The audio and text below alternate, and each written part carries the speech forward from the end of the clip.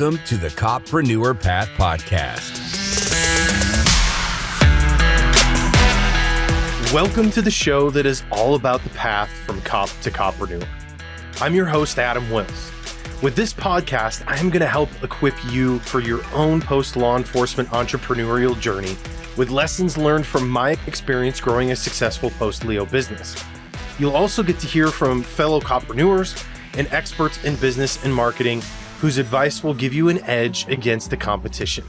You are in the right place, so let's get after it.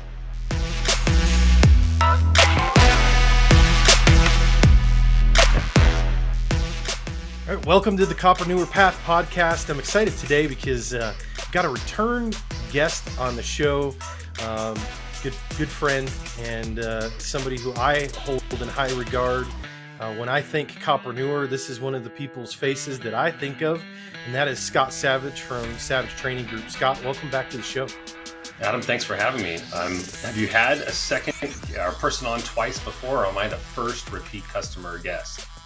I have, and I'm trying to think of, it was Robert Whitaker. So Robert Whitaker, we talked about Bitcoin, and so I think you're the second repeat guest now. I'm the second guest. I like it. Hey, don't read into that too much. That has nothing to do with how I feel about you, Scott. Well, it's an honor to have you back on, especially since it's a different show than it was when you came on, because you were one of my very first guests when we started this podcast. Right. And the concept behind it has obviously evolved a little bit over time now to where we're talking purely about copreneurship and the journey of going from law enforcement to CEO and starting your own business. And like I said, you're one of those people that I think of as the quintessential copreneur. When that term comes to mind, you know, Scott Savage would be kind of next to that definition in the dictionary. And so I wanted to have you back on because I know a lot of other copreneurs, they know who you are and they look up to you in your journey and what you've been able to do and accomplish with Savage Training Group, and being kind of a bedrock for what law enforcement training group looks like. And so I wanted to have you back on and talk about your journey a little bit. Well, thanks for having me, and thanks for the kind words. And it's not very often that, you know, when I get asked to speak about stuff, it's generally not about the business, right? It's more about what we actually do, which is the training business. We're talking about police-related topics or current affairs and that kind of stuff. So, I think last time we talked about the fact that that's the way we've always done it. Attitude is the biggest cancer in law enforcement. Right. So a little bit of a shift here. Right. That's great. No, I'm happy to tell everybody anything I did. And if anything today, I think, you know, we just have a short time together. I think I'll just tell you kind of the top 3 things I think that cops should do if you're looking to start a business, and it'll help you avoid, you know, some of the mistakes certainly I made and others make. So maybe that'll be a little helpful kind of hints.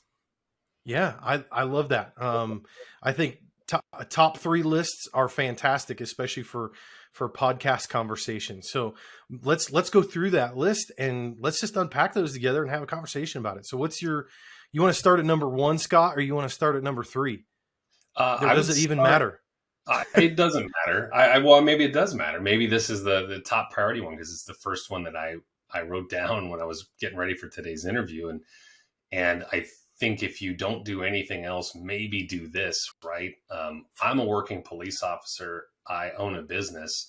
I've got 2 full-time jobs, and it's very, very difficult to do that, right? Anyone who thinks it's simple, no way. It's definitely hard to do. It's a lot of work. Yeah. You can spend a lot of hours doing it. But if you do just a little bit of prep work before you start the company, you're going to set yourself up for success. So, you know, you said some very nice things about me and said, oh, you know, people know who you are and they see the Savage Training Group, and that's awesome, right? It's been successful, and I'm so proud of everything that's happened, but it's not by accident. It was very much by design. Yeah. And I spent a year before we launched the company. I spent about a year researching different things. And so the first tip I would give cops that are looking to become copreneurs, whether you're going to stay working as a cop or you're going to continue to be, or whether you're going to quit being a cop and then just launch the company, is figure out in one or two sentences, what problem am I solving for potential customers? Aha. What problem is that? And be able to articulate that in one or two sentences. And naturally, right now, your head is spinning if you're listening to that, and you're going, well, it's kind of complex. Well, I do a lot of different things. And well, I'm this. Time out. Remember the first part of that sentence. In one or two sentences, what problem are you solving for the customer? Because if you're not very, very clear on who that customer is, what's the problem that I'm solving for them, that is going to lead to a lot of issues downstream. And we'll get into that, right? But just for a second, think about if you have goods or services and you want people to give you money for it, that's a business. If you're running a charity or a nonprofit, or you don't care, you just want to give things away, hey, do your thing. But if you intend to sell something to a customer, people buy things because you solve a problem for them. Why do you buy, why'd you buy ice cream? You were hungry. You wanted something sweet. Why did you, buy whatever that latest golf club? Because you love golfing, and this is going to make you feel like you're a champion, right? So whatever it is you do, and it really doesn't matter what the business is about, what is that problem you're solving? And to give you a little bit of an example, the Savage Training Group is a training organization. We provide advanced training for law enforcement officers, right? People need training, we provide it. Let's say we have an instructor come to me and they say, hey, Scott, I got a great idea for a new class. It's a great class. It's called Underwater Knife Fighting. Okay. I'm going to teach students how to fight with knives underwater. And that sounds like a pretty cool thing, right? That sounds cool, sounds sexy. Maybe some people would even sign up for it. It's going to be fun. It's going to be awesome, right? Yeah, you would. Question, is there a deficit of underwater knife fighting classes that we can fill? Is that a skill set that police officers are looking for? Are we just actually exist? Yeah. Yeah. Is that a problem? Are we fighting a lot of, suspects underwater with knives? Probably not.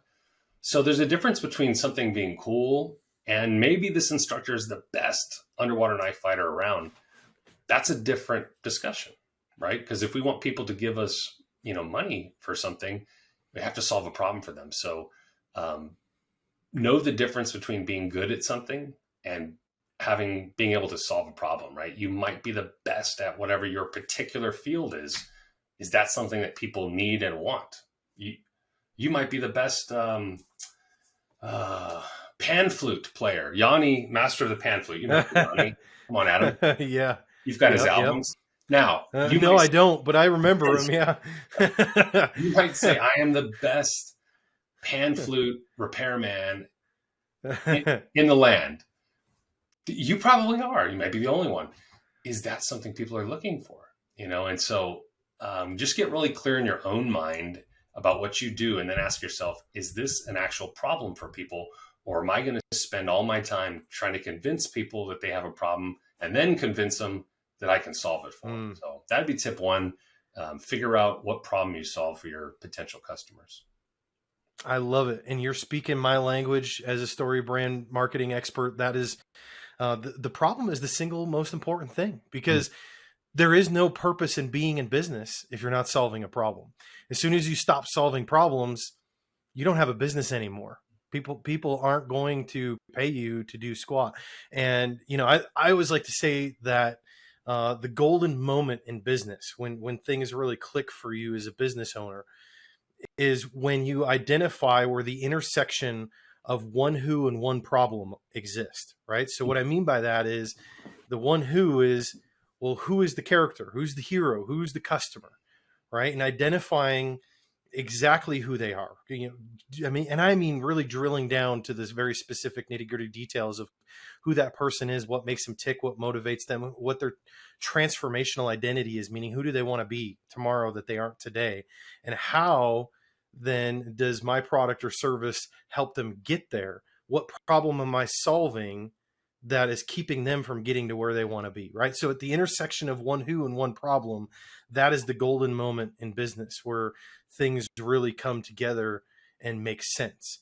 And so that I can't agree with you more. The problem is paramount, and think of it this way, right? Because we have to actually be we have to be selling the right problem, if that makes sense. So the analogy I like to use a lot of the time is a plumber, right? So if my sink has been backed up for weeks and I've been trying hard to unclog that drain and I can't figure it out, and I've done everything I can do, and I'm at my wit's end because my wife is aggravated with me because she thinks I ought to be man enough to fix the stupid sink, and I'm obviously not. Well, the problem there isn't just that I have a sink that needs to be fixed.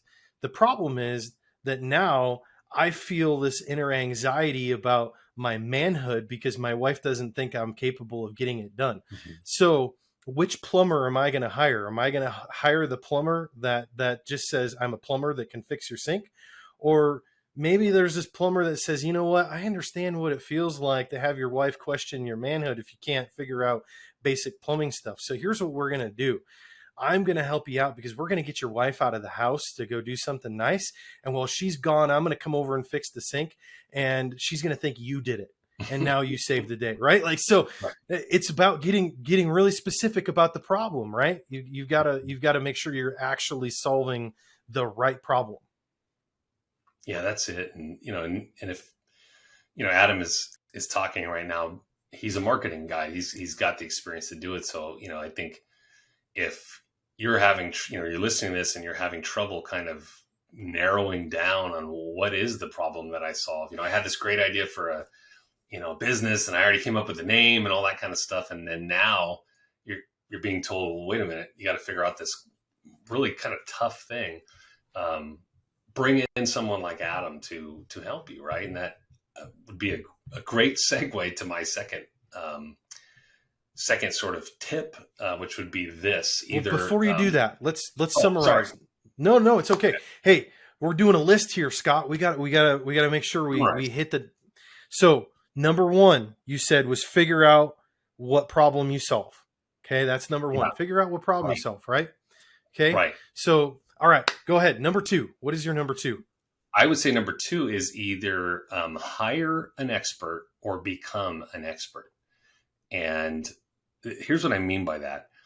If you're starting a business and you're going to take whatever your area of expertise is, let's say, you're in accounting, or you are going to go into real estate, or you're going to become a trainer, whatever it is that you're great at, you're going to go now, get someone to pay you to do that.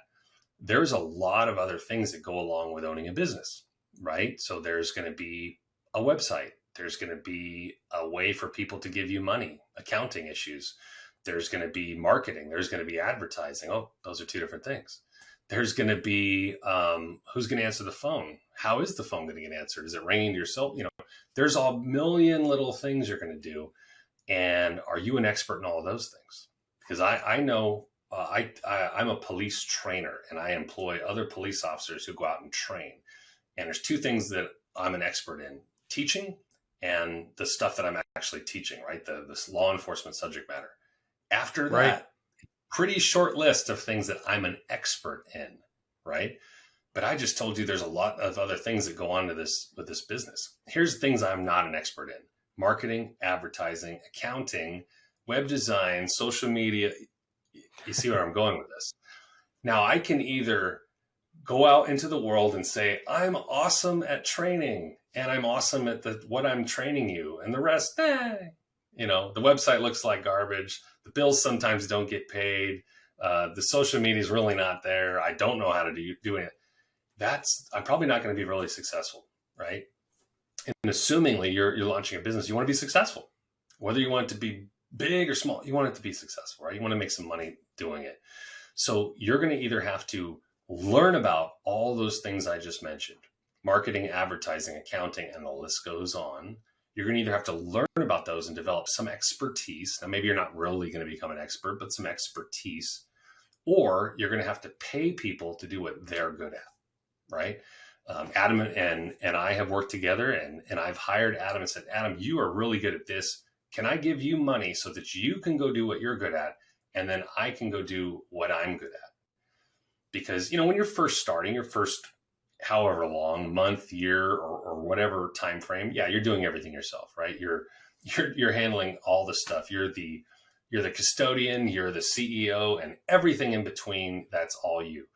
But to the extent you can, if you can maybe reinvest just a little bit in the company into things that are important, and I would say marketing is either the top of the list or very, very close to the top of the list, because you can be awesome and no one will ever know about it. Yeah. And if you can be awesome and we can let everyone, the right people won't know about it. Right. Really, the customers, remember that who exactly you're solving that problem for. If we can get that message in front of those people and say, ooh, here's this person, they got this great business. When you start becoming successful, we certainly saw this, this company became very successful very quickly. Good problems to have, but you're dealing with increased levels of revenue. You're dealing with different tax issues. There's a lot of stuff that goes into it. And to say that I'm going to, spend all my time doing all those things myself, I'm probably going to end up gypping the two things that I told you I was really good at the beginning. So either spend the time before you launch and become an expert in those core things that go into a business, or start identifying who can I hire to do this? Who can I hire to do that? Doesn't have to be a tremendous amount of money, right? You can start small. There's the gig economy that you can get on Fiverr and all that kind of stuff and hire this person for that, this person for this. There's virtual assistants that are, very inexpensive that can help you do stuff so that you can have time to go do what you're really, really good at, right? Write down on the list, what am I really good at? What do just I need to be doing? Now, it wouldn't make sense for me when Adam said, can you come on the podcast, for me to go, I'm going to outsource that to someone and let me pay someone to go, oh, this is a perfect thing for me to do and talk about my business, right? But the other stuff, the accounting and all that other stuff, let's start, delegating as much as we can.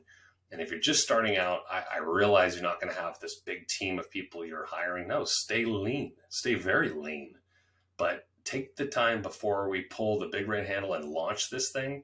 Take the time to learn about marketing, advertising, social media, website design, accounting, whatever, all those things that are going to come in there. And if you go, gosh, I don't want to learn about that, I don't have the time to become an expert, hire someone to do that. Let people do what they're really good at. I feel like, Scott, this is a topic of conversation that we could easily record a whole series of podcast episodes on, because there's so much to unpack there. And I think, truthfully, this is one of the most challenging things for any entrepreneur. And I think that it's actually compounded for those of us that are copreneurs, because we're so type A, right? We're type A. We're perfectionists. We want things done our way because our way is the right way. And, I think that compounds the problem. And I'll admit that this is something I still struggle with to this day. There are things that I know I need to give up in my business in order to be able to grow and scale my own business. But this is a journey that every entrepreneur takes. I do think it's important early on as an entrepreneur. You have to bootstrap some things, right? Like you have to know, the pains of what it means to try and build a website, or, try to manage your own booking, your own books, your own accounting. Because in order to really grow as an entrepreneur and be able to be that person that works more on your business than in your business, you need to be able to have that base level understanding of it to know, is the person I hired even doing a good job, right? Are they doing it correctly? So I think there's a fine line here, right? Where you need to do those things early on, but there's a point in time where it comes that you need to recognize, hey, I'm growing this thing and it's time for me to let go the reins to someone else and delegate this thing so that I can work on the higher level things. Is that something, Scott, that you feel like came natural to you in your own entrepreneurial journey, or was that something that really was a difficult learning lesson for you? Very difficult learning lesson. I'm not a person that likes to ask for help. I tend to take a lot of everything on myself, and, I can recount many, many mistakes that I made not doing these things, right? So a lot of the stuff that I'm telling, your viewers is the stuff that I'm like, oh, you can avoid this. And as cops, you said we're type A. I would say we're very confident. I would say sometimes perhaps arrogant, a little bit arrogant. Maybe we believe in ourselves a little too much. And just think about this, right? You're going to launch a company. There are people that have advanced degrees in things like marketing, advertising, graphic design, right? There are people who make entire careers out of that. Wouldn't it be a little bit arrogant for us to think as cops that we can just be like, I can do that. I can do all of that because I'm me and I'm so awesome. Doesn't that sound a little bit arrogant? You can bootstrap this stuff yourself, 100%, but you got to spend the time learning those things, right? You got to spend the time reading the books and doing the research, and at least getting a baseline understanding, like you mentioned, Adam, which you still have to know if things are being done right. If you're just going to hand over the reins, maybe you're independently wealthy and you're going to start paying people from the get-go to do things. That's cool. That's a great problem to have. You still want to be able to supervise that, right? And this is your baby. This is with your name on it. I would be very hesitant to hand over something like social media marketing in a copreneur environment to someone I didn't know and who didn't know the business. What happens when they like something on your social media account representing you that is controversial? What happens when they put something out on the internet that is distasteful and you're still working at your agency, right? Is this a conduct unbecoming of an officer issue? There's a lot that can go into that. So how have you personally overcome that? I have personally overcome that by initially starting small, starting lean. When I first launched the company, I did everything myself from A to Z, and I just did little bits, but I took the time to figure out how to do it right. So I was not an expert in social media, but I took time to figure out things like, what is the size of the image that is supposed to be in Instagram versus Facebook versus LinkedIn? Yeah. I didn't just say, I'll put one image on all three of those platforms, because they're different. Why? Because I had already researched branding, and I've read the books on branding, and I wanted the brand to look a certain way. What I wanted it to look like was a little bit more elevated, maybe a little bit more elegant, a little bit more high end. I wanted to present the company in that fashion, right? You can log on our website, savagetraininggroup.com, and you can look at some of the materials we have. And our courses, our products are not cheap. They're not a budget, item. That's okay. Mm-hmm. We're not for everyone. We're, if we were a hotel, we'd be Ritz-Carlton. We wouldn't be Motel 6. Nothing wrong with Motel 6. It serves a purpose, and there's a Motel 6 in every corner. We're not trying to be everything to everyone. We are very niche and very kind of one thing, and that's kind of more of a high-end, boutique-y, niche-y, very well-researched, very advanced training group. Yeah. Right? And so initially I did it all myself, but there's a little caveat there. I took the time to figure out how to do it right. Didn't always execute it right. Didn't always get it right, but I at least did the reading. And I went, does this look right? I started a backup Instagram account, and I tried things out on that. So does that look right? That doesn't look right. And then go back and play with it. Oh, that looks right. Now I'll launch it on the real one. Little things like that. I am a terrible proofreader, as my teachers in school would attest. I'm not good at proofreading. When you read something 20 times and you're like, how did I not catch that? So I started hiring people to do that. Initially, I used a family member who was pretty good at that. And then as we, started to become successful, I hired people to do that. So when we put out copy, it's being proofread ahead of time, because that's not my, forte. And, there's a million things like that, but either take the time to learn how to do it right. And so that when you at least attempt it, you're kind of halfway there. You're going to have to go make your mistakes, no doubt.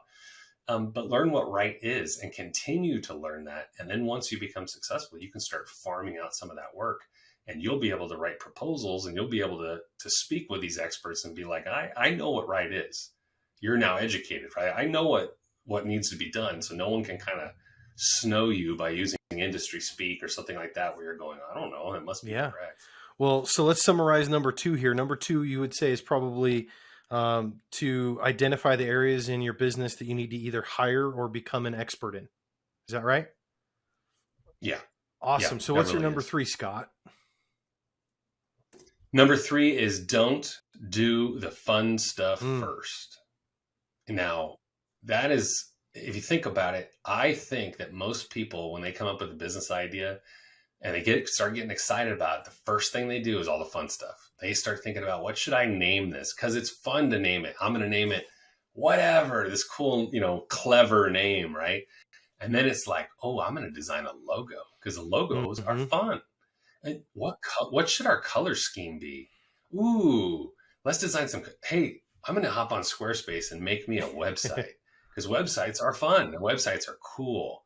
Maybe I'll start a podcast, because that doesn't sound hard to do. What do I just need? A microphone and a camera? Psh, done. Instagram, that's fun. These are all fun stuff. Making t-shirts is fun. Making sweatshirts is fun. We have all that stuff too. But those aren't the hard things, right? They're not the high impact things. That comes later.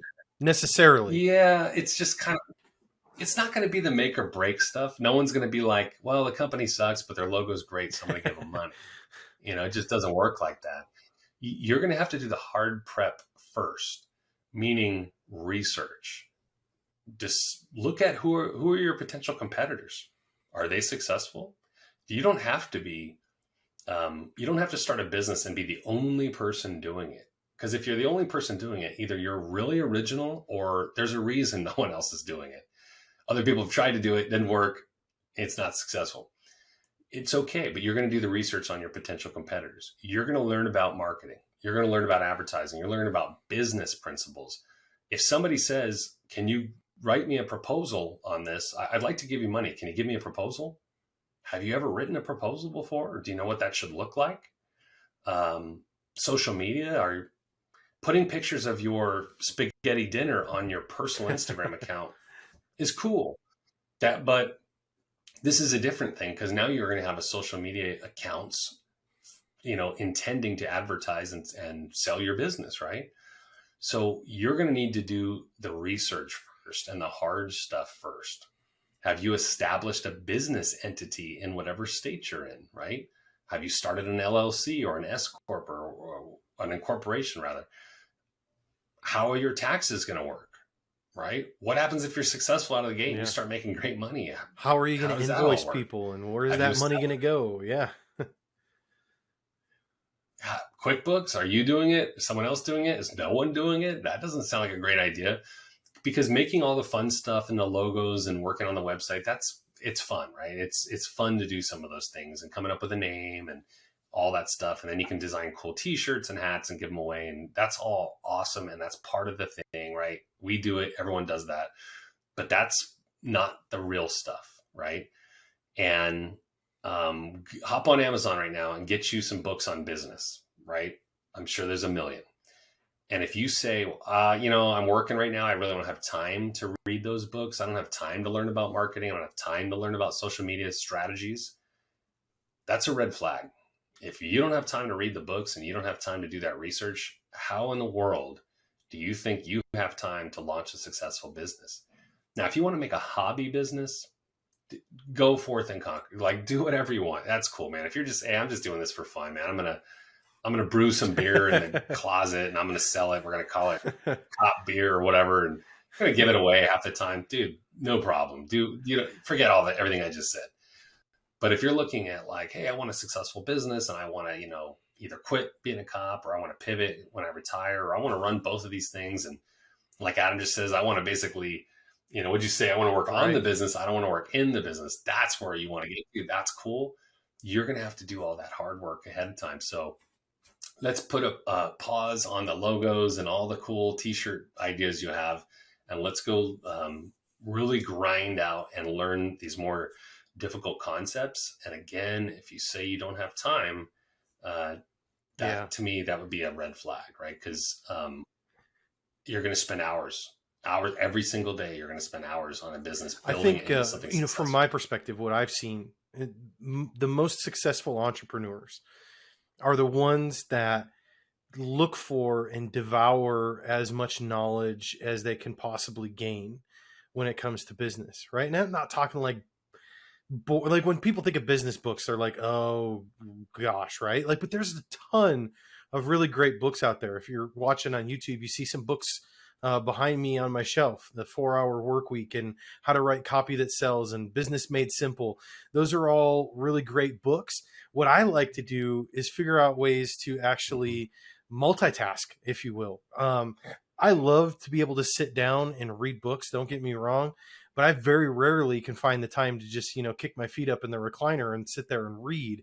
And so I'll buy books a lot because I want to be able to reference them. I like the paper in my hand, but most of the time I do audiobooks. And so I'll listen when I'm mowing the grass. I'm usually listening to an audiobook on business.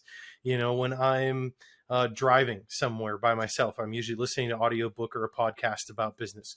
Heck, when I go to the gym and work out anymore, I don't even listen to music hardly ever any. I listen to audiobooks and podcasts about business, right? And that's just how you just have to devour that knowledge. That's how you advance your skills in short order and short time. And those aren't necessarily the fun things, like you said, but they're the necessary and they're the important things. Yeah, I think that's a recipe for success with business and probably life is to read more than everyone else. Read more than everyone else. Yeah. That's always a great philosophy to start with because there's a ton of material out there.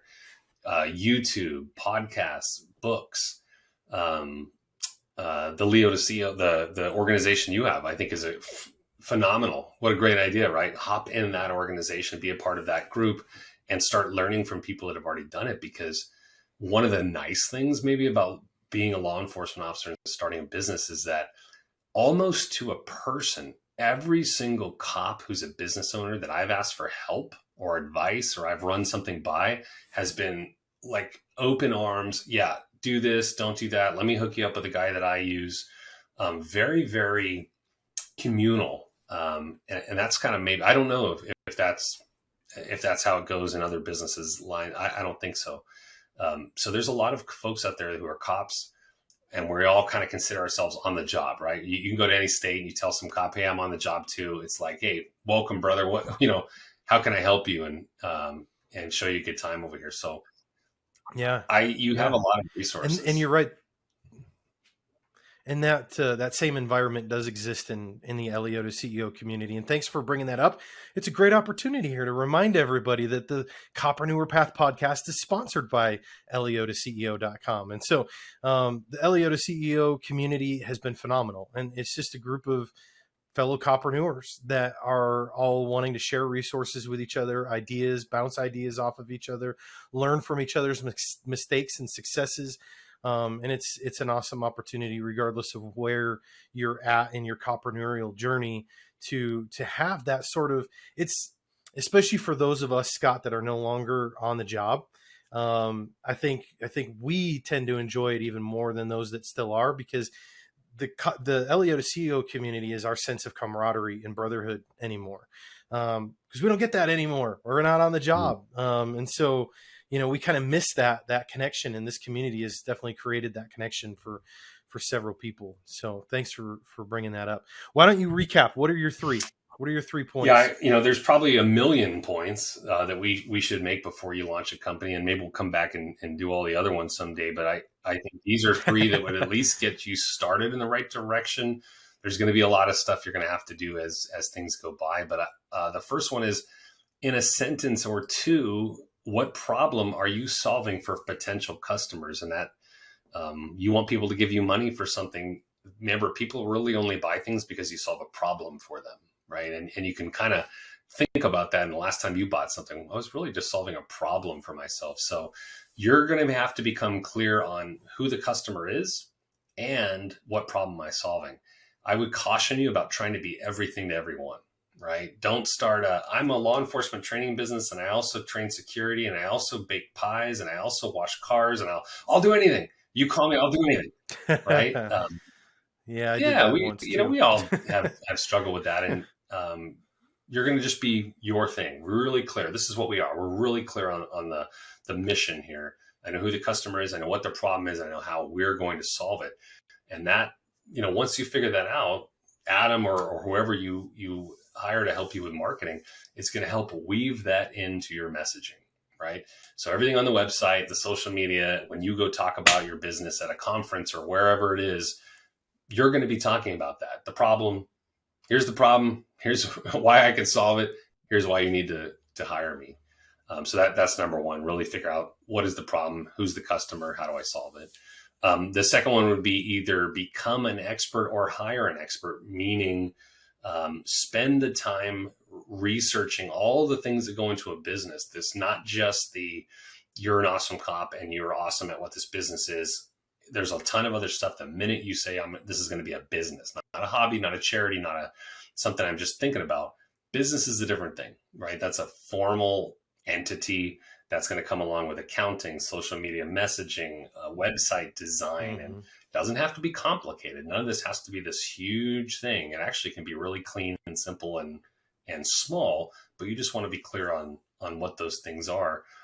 If you want to start doing everything yourself, that's a good idea, bootstrapping it like Adam described, but let's at least do the research and figure out, how do I do at least a pretty good version of each of those things, right? I bought QuickBooks online, so I've got my books in order. I've got an Instagram account. I figured out how big the messages have to be and a couple of hashtags that would seem to work in this field, at least get you pointed in the right direction. And then once you get a little bit of capital and, under your belt, then you can start hiring people who are experts and start really elevating your game, right? Because there's only 24 hours in the day. If you're a cop, working police officer like me, you're spending a lot of time at work, which is decreasing the amount of time you have to spend on your business. And so you want to be bringing in the people. I like saying, I like hiring people to do what they're really good at so that I can have the time to go do what I'm really good at, which is not accounting, proofreading, social media, that kind of stuff. So that's number two. Number three is don't do the fun stuff first. Do the research first. The logos, the t-shirts, the hats, the giveaways, the water bottle, whatever you come up with, that can all wait later. And is that fun to do? It is fun to do. It is fun to make a t-shirt with your business name on it and hold it in your hand and go, this is awesome. I look at this thing I have. That's fun. That's awesome. And there's plenty of time for that. But let's work on the really important stuff first. Establishing a business entity, learning about marketing, right? Don't just be a guy who's sitting in your room going, I made all these widgets and they are the best widget in the world. No one knows about them and no one's buying them, right?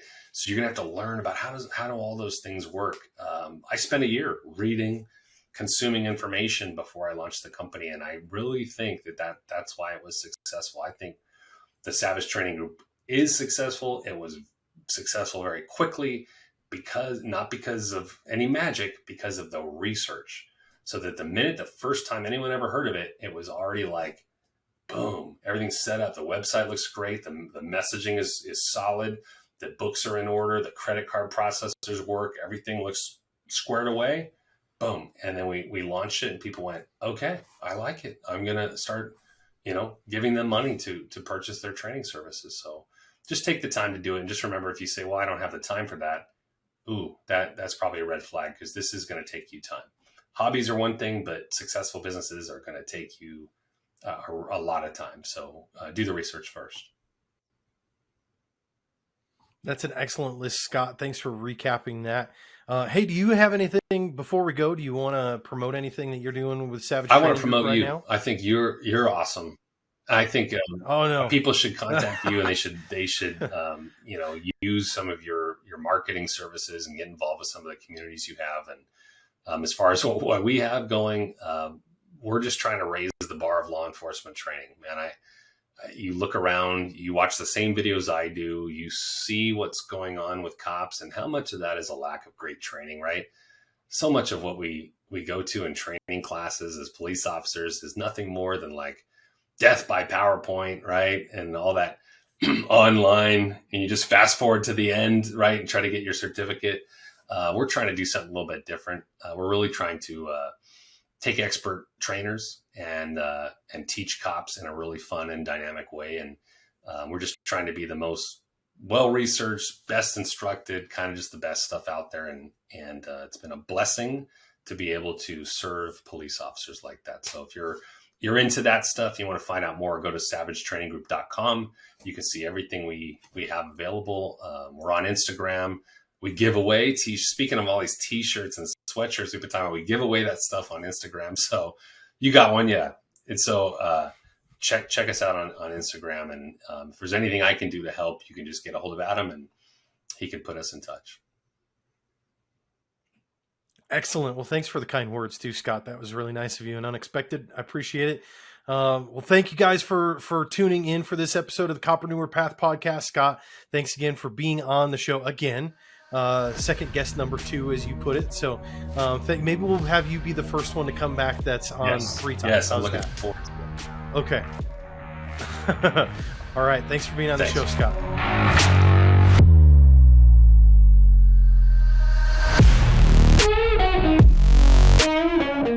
Hey, thanks for sticking around till the end of the show.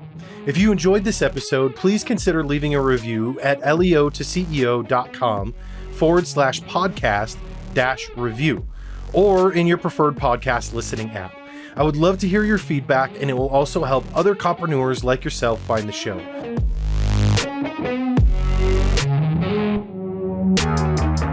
Be sure to check out the show notes for this episode. Just go to leo2ceo.com, click on podcast, and search this episode number, and you'll find all the links, descriptions, and resources we talked about.